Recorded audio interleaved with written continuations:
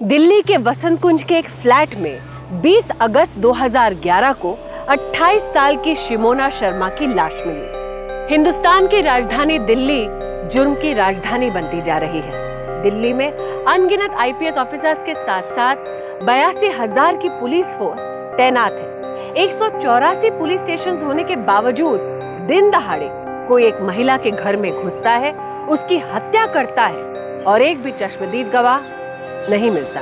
कितनी शर्म की बात है कि दिल्ली में हर 1.5 घंटे में कार की चोरी होती है, हर 13 घंटे में किसी महिला के साथ छेड़छाड़ की जाती है, हर 16 घंटे में बलात्कार होता है और हर 23 घंटे में किसी एक व्यक्ति की हत्या की कोशिश की जाती है। पुलिस से उम्मीद की जाती है कि अगर वो जुर्म को रोक ना पाए तो कम से कम मुजरिम को सजा तो दिलवाएं, किंतु इस केस में मुजरिम को सजा दिलवाना असंभव सा लग रहा था। हाँ, समझ गया ना? मैं जितना कह रहा हूँ उतना सुन, उतना ही कर। समझ गया? मेरी परेशानी बढ़ती जा रही है। कल दोपहर तक उसका काम खत्म हो जाना चाहिए, समझ गए?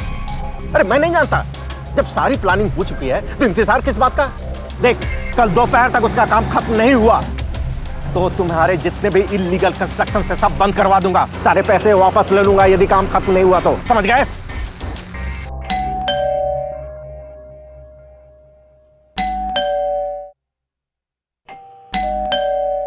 दीदी, दरवाजा खोलो, मैं हूँ लक्ष्मी। अरे, दरवाजा कैसे खुला छोड़ दिया? दीदी, कहाँ हैं आप? दरवाजा क्यों खुला छोड़ा है? सर ये चैन मिली है, बीच से टूटी हुई है। फॉरेंसिक को जांच के लिए दे दो। जी सर। दीजिए सर। आप शिमोना जी की मेड हैं? जी। जब आप यहाँ पर आई तो दरवाजा खुला हुआ था? जी नहीं, भिड़ा हुआ था। मुझे लगा बंद है, लेकिन अंदर से चिटकनी नहीं लगी हुई थी। चौधरी। जी सर। सारे एविडेंस को फॉरेंसिक जांच के लिए भेज दो और बॉडी को भी पोस्टमार्टम के लिए भेजो। जी ठीक है।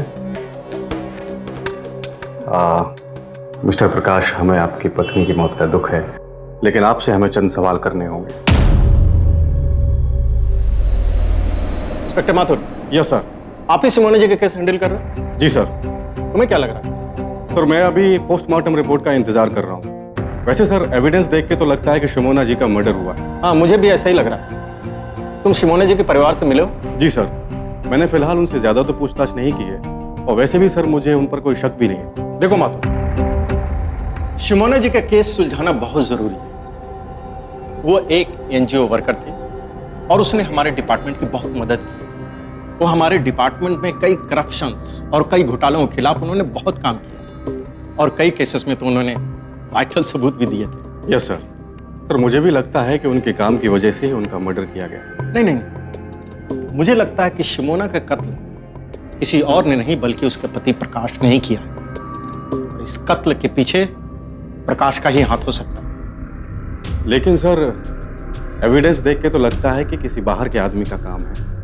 प्रकाश की तरफ तो कोई सबूत इशारा भी नहीं करते और वैसे भी सर अभी तक फॉरेंसिक की कोई रिपोर्ट नहीं आई है तो कुछ कहा नहीं जा सकता। नहीं, मैं शिमोना को जानता था और 1-2 बार ऐसे ही उसने बातों बातों में अपने रिश्तों के बारे में जिक्र किया था। प्रकाश और शिमोना में बिल्कुल नहीं बनती थी। प्रकाश हर समय शिमोना पर शक किया करता था और आए दिन उन दोनों के बीच में झगड़ा हुआ करता। तुम एक काम करो कि उनके पड़ोसियों से बात करो, देखो क्या पता चलता है।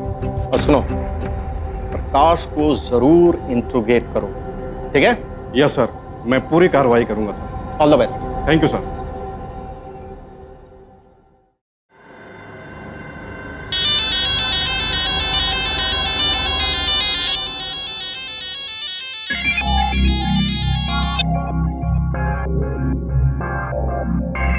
तुम्हारा काम बहुत बढ़िया रहा। तुम लोगों ने बहुत सफाई से काम किया। अब तुम चिंता मत करो। हाँ, इन्वेस्टिगेशन तो चलती रहेगी और इन्वेस्टिगेशन मैं ही देखता। ऐसा करो कि अब किसी को कुछ पता नहीं चलना चाहिए। तुम लोग आराम करो और पैसे बनाओ। ये था इस केस का भयानक सच, जिसका खुलासा होना असंभव था, क्योंकि मुजरिम को पकड़ने के लिए खुद मुजरिम को ही तैनात किया गया था। एसीपी गुप्ता को इस बात का घमंड था कि उनका कोई कुछ नहीं बिगाड़ सकता, क्योंकि एसीपी गुप्ता स्वयं कानून के संरक्षक थे। आपकी बेटी और उनके पति प्रकाश के बीच कैसा रिश्ता था? जी मतलब? क्या दोनों एक दूसरे के साथ खुश थे?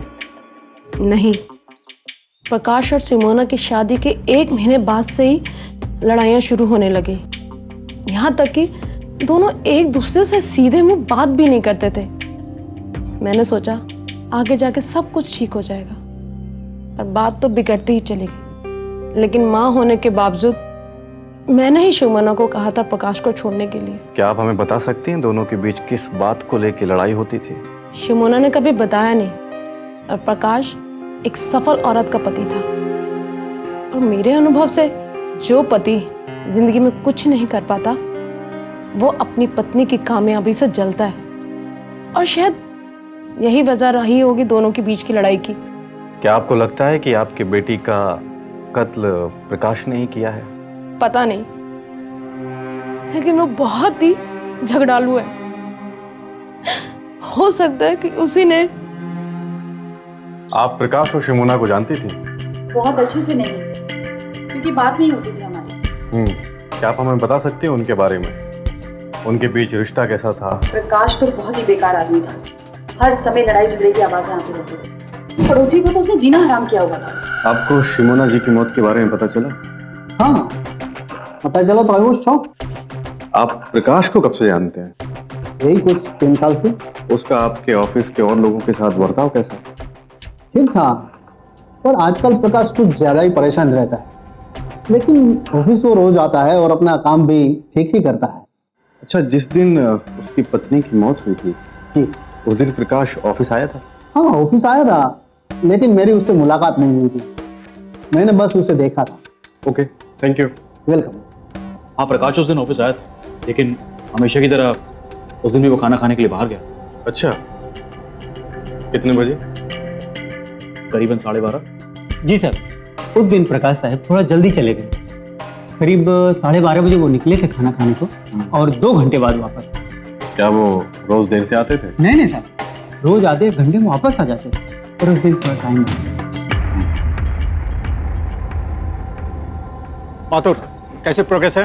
सर, अब मेरा भी शक प्रकाश की तरफ ही है, लेकिन उसके खिलाफ कोई ठोस सबूत नहीं मिले। तो कातिल जबरदस्ती नहीं घुसा, दरवाजा भी नहीं टूटा था, ठीक है?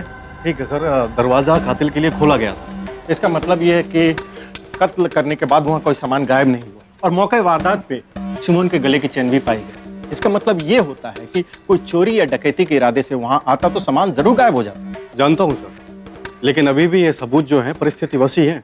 देखो माथुर, मुझे पक्का यकीन है कि प्रकाश ने ही सिमोना का कत्ल किया है। तुम्हें जो करना है करो, 3rd डिग्री का इस्तेमाल करना है वो भी करो। मैं नहीं चाहता कि प्रकाश किसी भी तरह बच जाए। वो कबूल करेगा, उसे कबूल करवाओ। Yes sir. जिस दिल्ली पुलिस में एसीपी गुप्ता जैसा करप्ट पुलिस ऑफिसर था, उसी दिल्ली पुलिस में था एक ईमानदार अफसर इंस्पेक्टर अजय माथुर। एसीपी गुप्ता ने अपने उच्च पद का दुरुपयोग करते हुए इन्वेस्टिगेशन को एक गलत रुख देने का प्रयास किया। जब तू नहीं बताएगा ना तो ऐसे ही दिन रात पिटते रहेगा। कबूल कर, तूने अपने बीवी का कत्ल किया। कबूल कर। मैंने कुछ नहीं किया है।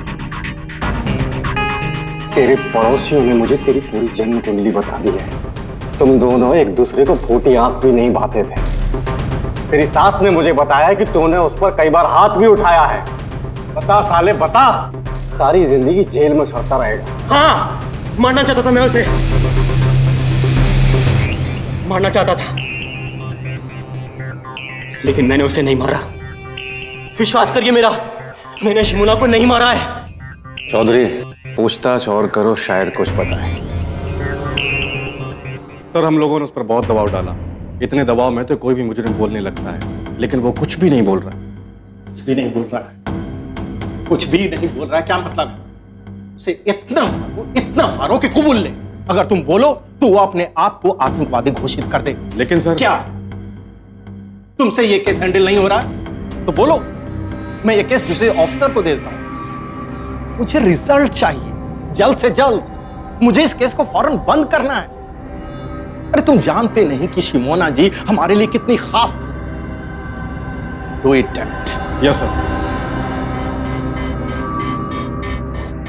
एसीपी गुप्ता ने एक जुर्म पहले ही किया था, शिमोना शर्मा का कत्ल करवा के।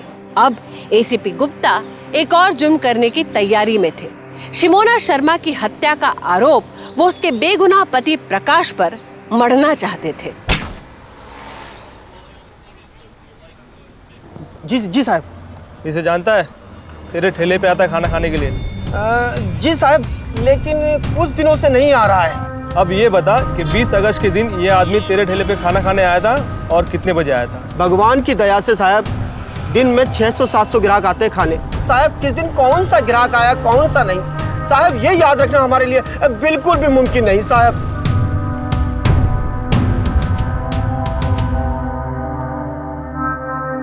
पानी पी ले, पी ले, पी ले।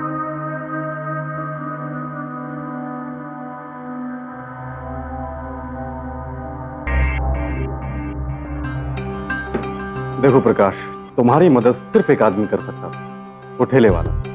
लेकिन अब तो उसको भी याद नहीं है कि 20 अगस्त को तुम उसके पास गए भी थे या नहीं। इंस्पेक्टर साहब, ठेले वाला मेरा कोई रिश्तेदार नहीं है कि मुझे याद रखेगा।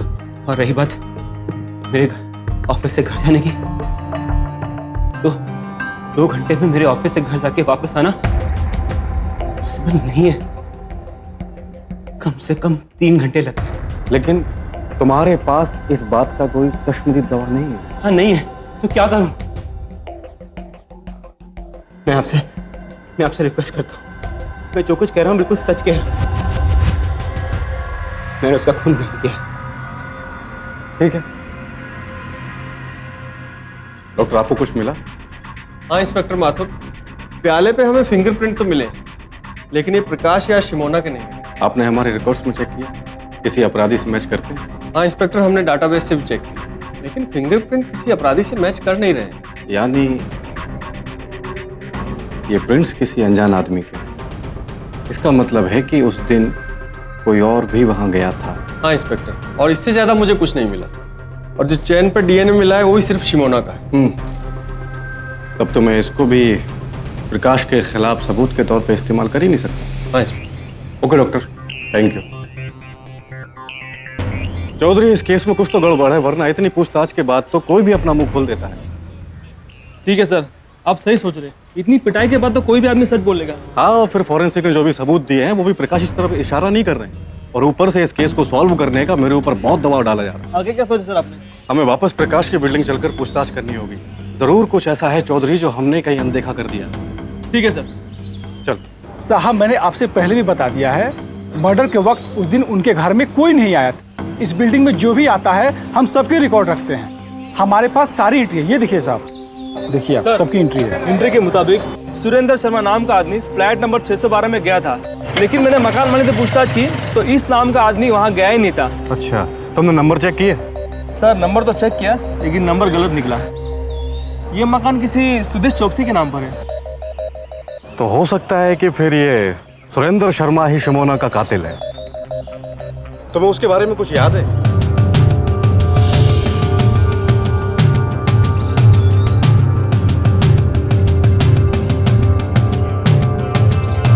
साहब, पूरी तरह से तो याद नहीं, लेकिन थोड़ा थोड़ा याद है साहब। जहाँ तक वो आदमी अपने हाथ में एक बैग लेके आया था। अच्छा, मैंने उस बैग की एंट्री भी की थी साहब, ये देखिए। हाँ। अच्छा, तुम्हें ये तो याद होगा ना कि जब वो आदमी अंदर गया तो कितनी देर के बाद वापस लौटा था? ये मुझे याद नहीं साहब। इतना तो याद होगा, दिखता कैसा था? साहब उसको मैं देखूंगा तो जरूर बता दूंगा। बता सकते हो ना चौधरी? जैसा ये बता रहे, होलिया नोट करो और कैसेट बनाओ फटाफट। ओके जी सर। सर, आपने मुझे बुलाया? हाँ माथुर, केस कहाँ तक पहुंचा?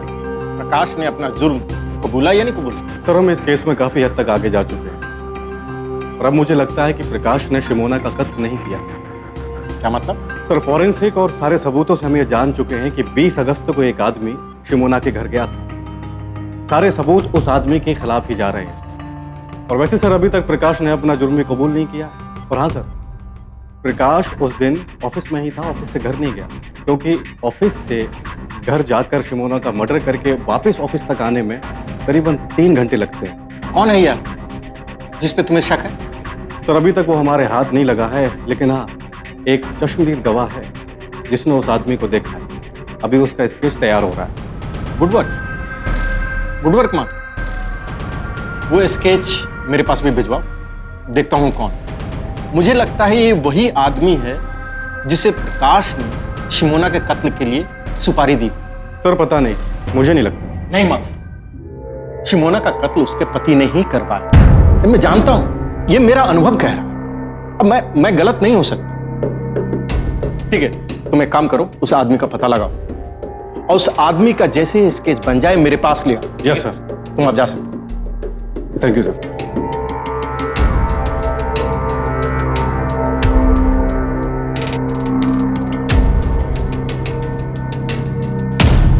हेलो। तूने कहा था कि तुझे किसी ने देखा नहीं। जी। कोई चश्मदीद गवाह मिला है जिसने तुझे देखा है।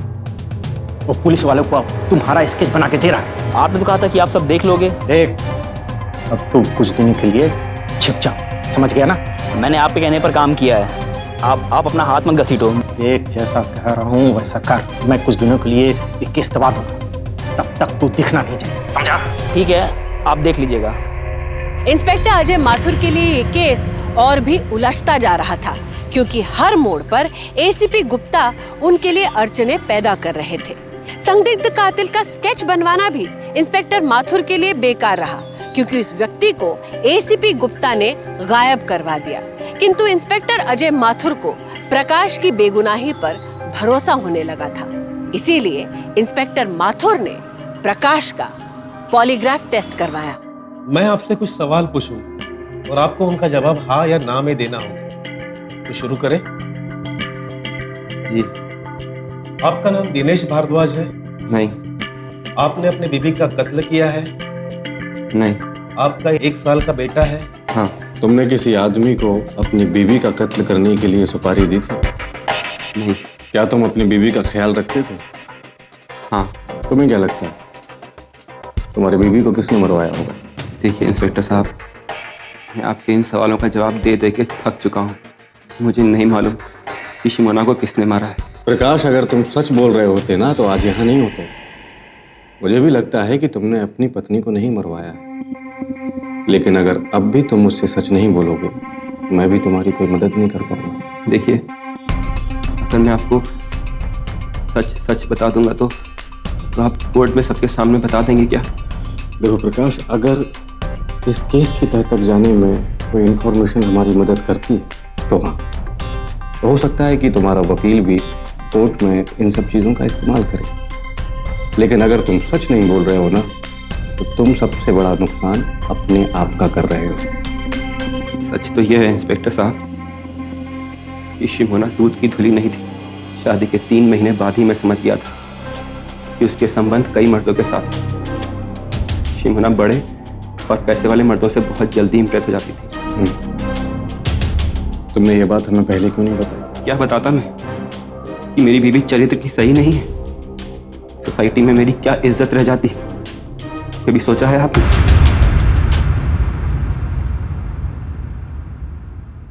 चौधरी, प्रकाश की बातों में कुछ तो सच है।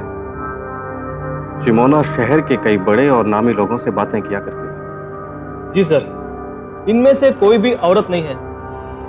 शिमोना की मौत के 4 दिन पहले का मैंने रिकॉर्ड चेक किया है और शिमोना ने इन 3 लोगों से सबसे ज्यादा बात की थी। कौन है ये 3 लोग? सर, सबसे पहले नाम आता है शशि भावे जी का। कौन ये नेता शशि भावे? जी सर। और दूसरा नाम है जगन्नाथ मोहन, जो शहर का सबसे बड़ा बिल्डर है। नाम सुना है मैंने इनका। और तीसरा कौन है? सर, तीसरा नंबर प्राइवेट था। मैंने एप्लीकेशन डाल के पता लगवाया है। ये नंबर फरीदाबाद में किसी मोहन पांडे जी का है। मोहन पांडे। और 18 अगस्त को शिमोना ने शशि भावे से आधे घंटे तक बात किया था और 19 अगस्त को जगन्नाथ मोहन से 44 मिनट। लेकिन सबसे ज्यादा बात हुई थी मोहन पांडे जी से। 2 घंटे से भी ज्यादा बात किया था उसने। हमें इन तीनों से पूछताछ करनी होगी। सर, मैंने नेताजी से अपॉइंटमेंट ले लिया है। जगन्नाथ मोहन सिंगापुर में अगले हफ्ते आ जाएंगे। चौधरी, हो ना हो, इन तीनों में से कोई एक कातिल जरूर है। जी सर, अब बिल्कुल सही सोच रहे हैं। तुम एक काम करो, तुम फरीदाबाद निकलो और वो क्या नाम है उसका, मोहन पांडे, और उसके बारे में पता लगाओ। तब तक मैं ये नेता शशि भावे और जगन्नाथ से मिलता हूँ। ठीक है सर। सर, अपना कीमती वक्त देने के लिए धन्यवाद। भाई ये तो मेरा फर्ज था, बताइए मैं आपके लिए क्या कर सकता हूँ। सर, क्या आप शिमोना जी को निजी तौर पे भी जानते थे? देखिए इंस्पेक्टर, जो गुजर गया उसके बारे में मैं कोई बुरी बात नहीं कहना चाहता था, लेकिन अब लगता है कि कहना पड़ेगा। जब मेरी शिमोना से पहली शुरू में मुलाकात हुई थी तो मैं समझा था कि बड़ी ये साहसी और इज्जतदार किस्म की कार्यकर्ता है, लेकिन जैसे ही उसके व्यक्तित्व के बारे में पता चला तो मैंने उससे दूरी बना ली, क्योंकि मैं राजनीति में हूँ और आपको पता होना चाहिए कि पॉलिटिक्स में इमेज बहुत ज्यादा काउंट करती है और मुझे अपनी इमेज से प्यार है। उनकी इमेज कैसी थी? देखिए इंस्पेक्टर, मैं नहीं चाहता कि आप मुझे इस लफड़े में खींचें। देखिए सर, आप मेरा पूरा भरोसा कीजिए, ऐसा कुछ भी नहीं होगा, लेकिन सर आपकी मदद के बिना मैं इस केस की तह तक नहीं पहुंच पाऊंगा। देखिए इंस्पेक्टर, कई लोगों की राय थी इस बारे में कि वो उसका कई लोगों से मिलना जुलना है। आप हमें बता सकते हैं कि किनके साथ उनका नाम जोड़ा जाता था? नामों की जानकारी नहीं, यहाँ तक मैंने सुना है कि आपके डिपार्टमेंट के भी कई बड़े अफसर उनके साथ घूमते पाए जाते थे। Thank you very much sir, आपने मेरी बहुत मदद कर दी। देखिए लेकिन इस केस में मेरा नाम नहीं आना चाहिए। डोंट वरी सर, नहीं आएगा। अच्छा, मैं चलता हूँ। ओके।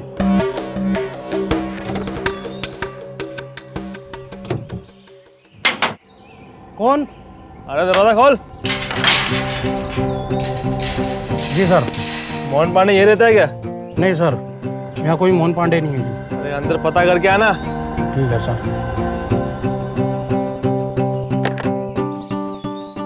हेलो मैडम, यहाँ कोई मोहन पांडे नाम का आदमी काम करता है? कोई पुलिस वाले साहब पूछ रहे हैं। नहीं सर, यहाँ कोई मोहन पांडे नाम का आदमी ना काम करता है ना आता है सर। ठीक है। तो आप ही हैं इंस्पेक्टर माथुर? जी, मैंने आपको कॉल किया था। Thank you. क्या लेंगे आप, ठंडा या गरम? No thanks. तो बताइए, आप कुछ सिमोना जी के बारे में जानकारी चाहते थे? जी। देखिए, मैं सिमोना जी को पर्सनली तो नहीं जानता था, लेकिन वो बड़ी खराब औरत थी। मैंने उनसे कुछ अच्छा नहीं था। मैं कुछ समझा नहीं, जरा खोल के बताइए। ऐसा है, मैं शहर के अंदर जमीन खरीदता हूँ और सिमोना जी का एनजीओ है, वो सारे गवर्नमेंट के टेंडर्स को मॉनिटर करती है। ऐसे ही मेरी एक ज़मीन के अंदर दिक्कत आई थी तो उन्होंने अपने ओहदे और पहुंच का बहुत फ़ायदा उठा के मेरा टेंडर रुकवा दिया। मैंने उन्हें कई बारी कहा कि ऐसा मत करो, पर वो मुझे बड़े बड़े लोगों का नाम लेकर धमकी देती थी। अच्छा, अगर आप बड़े बड़े नेता या बड़े पुलिस अफसर का नाम लेंगे तो मैं क्या मानूंगा कि आप अच्छे इंसान हैं। अच्छा, आप किसी मोहन पांडे को जानते हैं? मोहन पांडे? हाँ, मेरी फ़ोन पे कई बारी उनसे बात हुई है। मेरे प्रोजेक्ट के अंदर वो इन्वेस्ट करना चाहते थे, पर कई दिनों से उनका पता ही नहीं।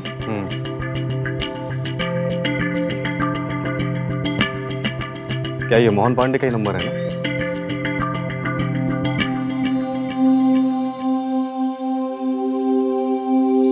हाँ, यही नंबर है, पर कई दिनों से तो ये बंद पड़ा है।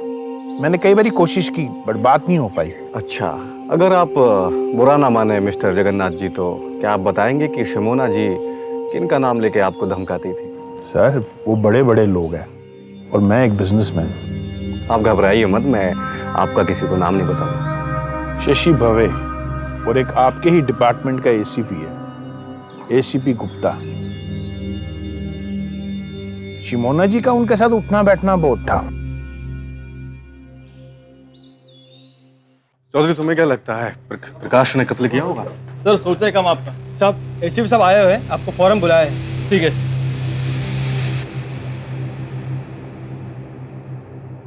सर, इतने दिनों से समझा रहा हूं कि इस केस को निपटाओ और तुम हो के उल्टा इसे फैलाते जा रहे हो। मेरी समझ में तो यह नहीं आता है कि तुम्हारे दिमाग में चल क्या रहा है।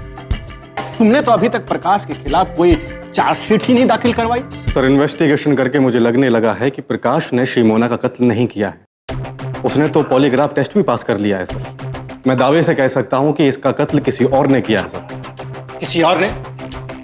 अब तो तुम्हारे पास कोई काम ही नहीं बचा है सिवाय इसके कि शहर के नामी और इज्जतदार लोगों के ऊपर इल्जाम लगाने।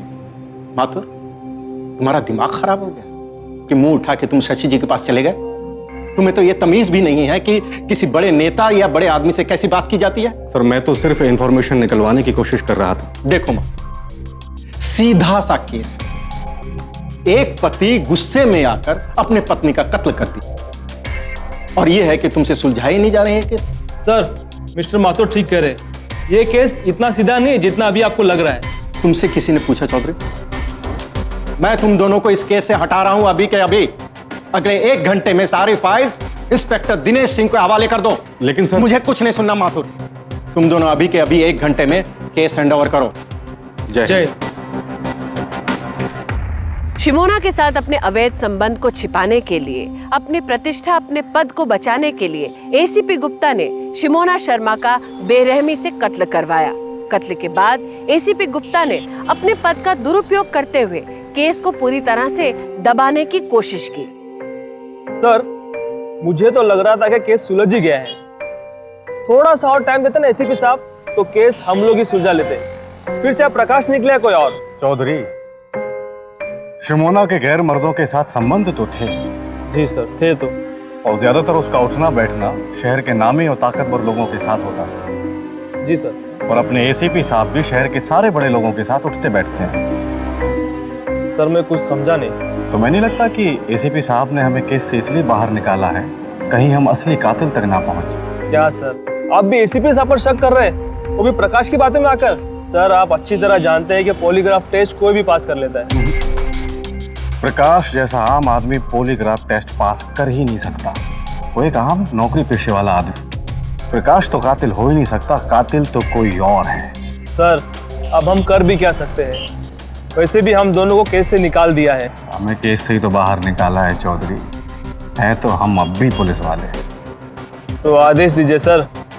वो फरीदाबाद के नंबर का तुम्हें एड्रेस मिला था ना? जी सर, एड्रेस मुझे मिल गया था, लेकिन मैंने जाने के बाद पता किया मोहन पांडे नाम का आदमी वहाँ रहता ही नहीं है।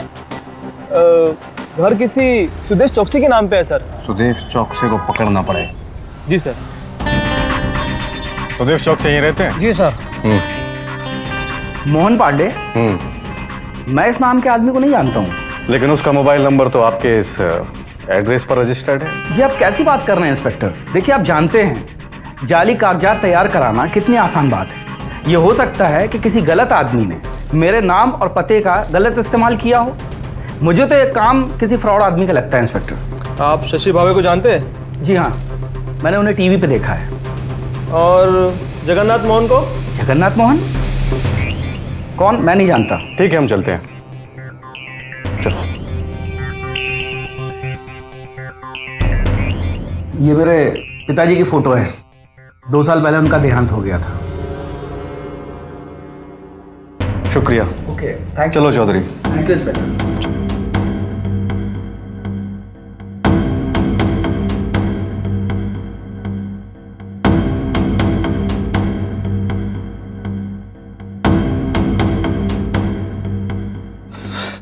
मेरा शक सही निकला।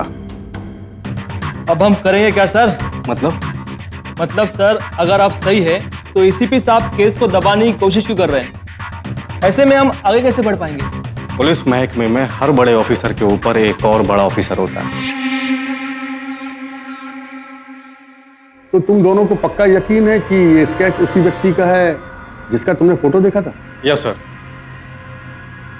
सर हमने प्रकाश को काफी अच्छे तरीके से परख लिया और हमें लगता है कि इस कत्ल में प्रकाश का कोई हाथ नहीं है सर। लेकिन पता नहीं क्यों इस केस को दबाने की कोशिश की जा रही है। बस सर आप हमें एक मौका दे दीजिए, हम इस केस को सॉल्व कर देंगे। सबसे पहले सुदेश चौकसी को अरेस्ट करना पड़ेगा। एक वही है जो इस केस की तह तक हमें पहुंचा सकता है सर। लेकिन सर ये काम आपके बिना नहीं हो सकता।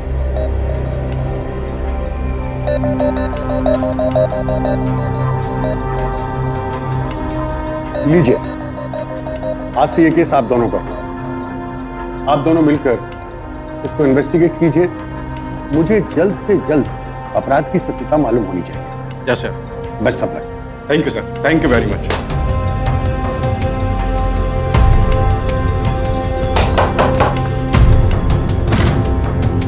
अरे इंस्पेक्टर, आप कुछ भूल गए थे क्या? शिमोना के कत्ल के सिलसिले में आपको अरेस्ट किया जाता है। सच सच बता, ये स्केच किसका है और शिमोना का मर्डर तूने क्यों किया? सर मैं सच बोल रहा हूँ सर। सर मैं बिल्कुल बेकसूर हूँ सर, मैं कुछ नहीं जानता। तू बेकसूर है? हाँ, तो तेरे घर के नंबर पे इसका फोन नंबर रजिस्टर क्यों है? हाँ, और ये फोटो में तू क्या कर रहा है? सर प्लीज सर छोड़िए सर। सर सिर्फ इतना जानता हूँ सर, इसका नाम है सर सुहास। चुप! अगर तू सिर्फ उसका नाम जानता होता तो ये अपने घर में तस्वीर सजा के क्यों रखता है? तुझे क्या लगता है हम पुलिस वाले बेवकूफ हैं? सच सच बता। बता। सर इस सुहास मेरा भतीजा है। सर ये आपको पीरागढ़ी में मिलेगा। पीरागढ़ी? जी सर। नंबर बोलो उसका। सर मुझे नहीं मालूम sir. Sir please sir, sir छोड़िए सर। बोल। 98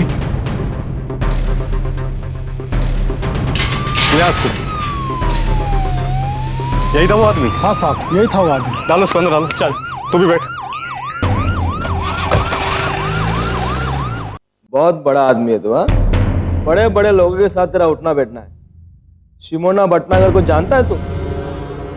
मैं किसी शिमोना को नहीं जानता, सच कह रहा हूँ। नहीं जानता तू? मार के रहा मुझे। एक सुहास, हम पुलिस वाले हैं और जब भी इन्वेस्टिगेशन करते हैं ऐसे ही करते हैं। ये थप्पड़ अब्बड़ तो अभी शुरुआत है बेटा। तो जिन लोगों के लिए काम करता है ना, उन्होंने हमें तेरे बारे में सारी जानकारी दे दी। वो तो अपनी खाल बचा और बेटा तुझे पूरी तरीके से फंसा दिया। अब फैसला तेरे हाथ में। अगर तू हमारी मदद करता है तो हमसे भी जो बनेगा हम तेरे लिए करेंगे, वरना तुझे तो फांसी होगी, फांसी। कोई भी बचाने नहीं आएगा तुझे। तो मैं क्या करूं सर? जो भी जानता है सच सच बता दे।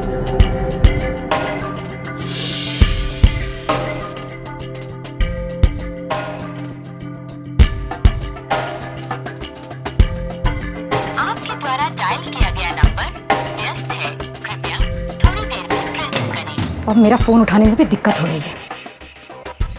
ठीक है अमर, देख लूंगी तुम्हें।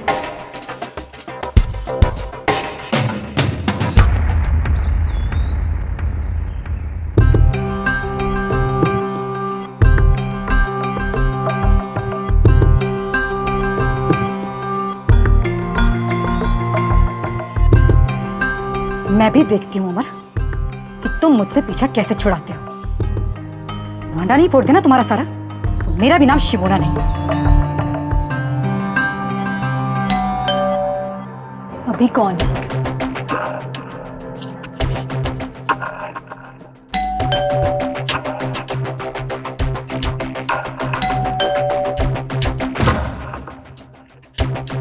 जी आप कौन? जी मैं गुप्ता, एसीपी गुप्ता का भतीजा। जी वो चाचा जी ने बच्चे के लिए कुछ सामान भेजा था। आइए अंदर आइए।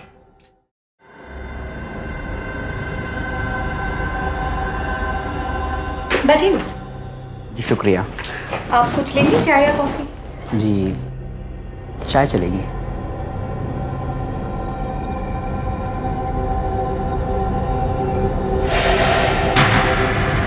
अरे ये तो चाय बनी रखी हुई है।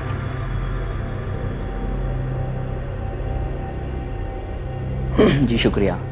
जी वो चाचा जी खुद ही आना चाहते थे, लेकिन आज वो कुछ ज़्यादा ही बिजी थे, इसलिए उन्होंने मुझे भेज दिया। आपको परेशान किया मैंने? नहीं, ऐसी कोई बात नहीं है। आप कुछ लेंगे चाय के साथ, नमकीन वगैरह? नमकीन चलेगा। ठीक है।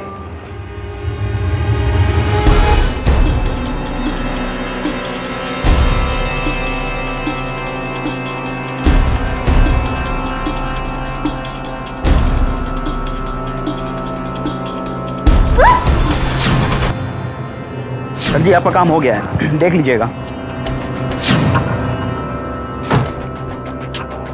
तूने कत्ल किसके कहने पे किया?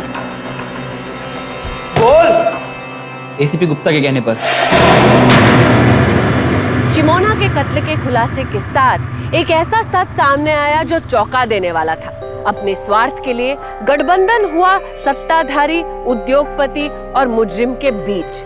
एक तरफ एसीपी गुप्ता ने गैर कानूनी तरीके से सुहास और सुदेश के बिजनेस के लिए जमीनें और बिल्डिंग्स खाली करवाई और दूसरी ओर इसके एवज में एसीपी गुप्ता ने सुहास को काम सौंपा शिमोना के कत्ल का।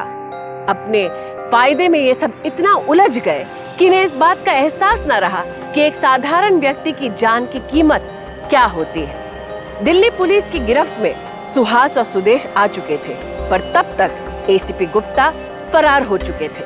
अपने नाम पर लगे इस धब्बे को मिटाने की दिल्ली पुलिस ने पूरी कोशिश की। राष्ट्रीय स्तर पर एसीपी गुप्ता के खिलाफ मैनहंट शुरू हुई।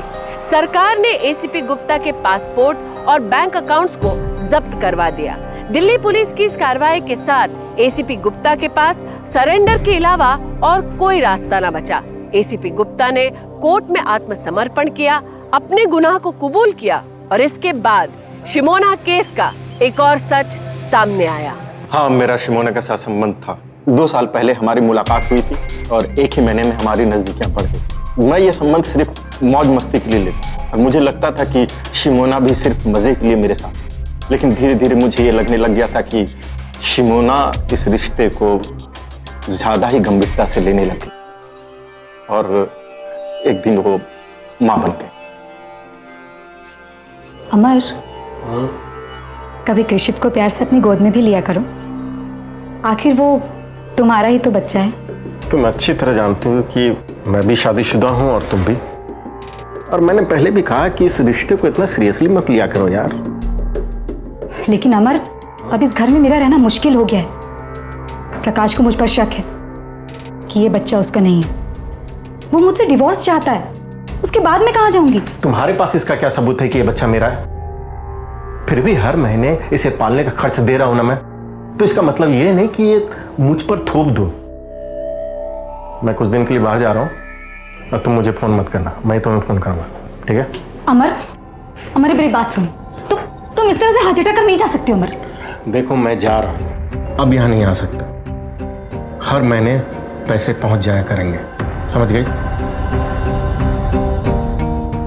अमर, ये क्या, अपना काम खत्म हो गया तो मुझसे मिलने की फुर्सत भी नहीं है तुम्हारे पास, है ना?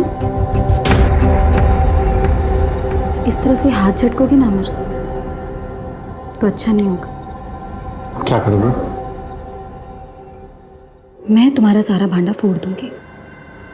वो जो तुम अपने बिल्डर दोस्त के साथ मिलकर जमीन का घोटाला करते हो ना, उसके सारे सबूत हैं मेरे पास। वो लेकर मैं मीडिया में चले जाऊंगी और सबको बता दूंगी तुम्हारी सच्चाई क्या है।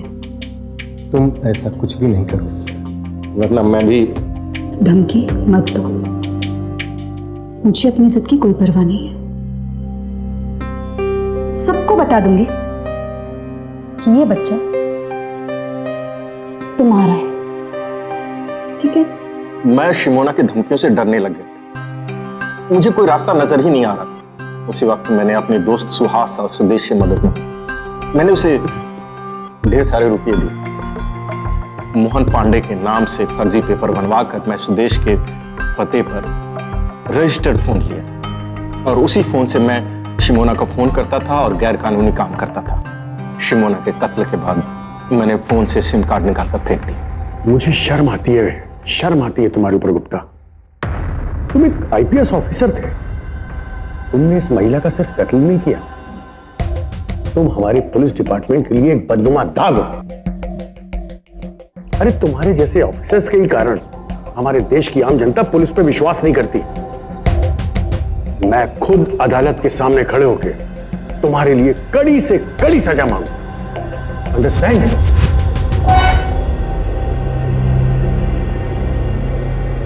और हां, मुझे तुम पे गर्व है, यानी तुम दोनों के। Thank you sir. तुम्हारी हिम्मत और ईमानदारी से की गई इन्वेस्टिगेशन के कारण ही आज इस अपराध का पर्दाफाश हुआ। आज एसीपी गुप्ता, सुदेश, सुहास उम्र कैद की सजा काट रहे हैं और इसका पूरा श्रेय जाता है दिल्ली पुलिस के ईमानदार अफसर इंस्पेक्टर अजय माथुर को। दिल्ली पुलिस हमारे देश की सबसे बड़ी पुलिस फोर्स है। 2007 से लेकर अप्रैल 2010 तक लगभग 2350 अफसरों के खिलाफ 2300 मामले सामने आए। इनमें से कुछ के खिलाफ डिपार्टमेंटल इंक्वायरी बिठाई गई, कुछ को शो कॉज नोटिस दिया गया और लगभग 200 पुलिस ऑफिसर्स के खिलाफ क्रिमिनल केसेस दर्ज किए खुद दिल्ली पुलिस ने। इतना सब होने के बाद भी उम्मीद है, हाँ उम्मीद है, लेकिन कोशिश हम सबको मिलकर करनी होगी।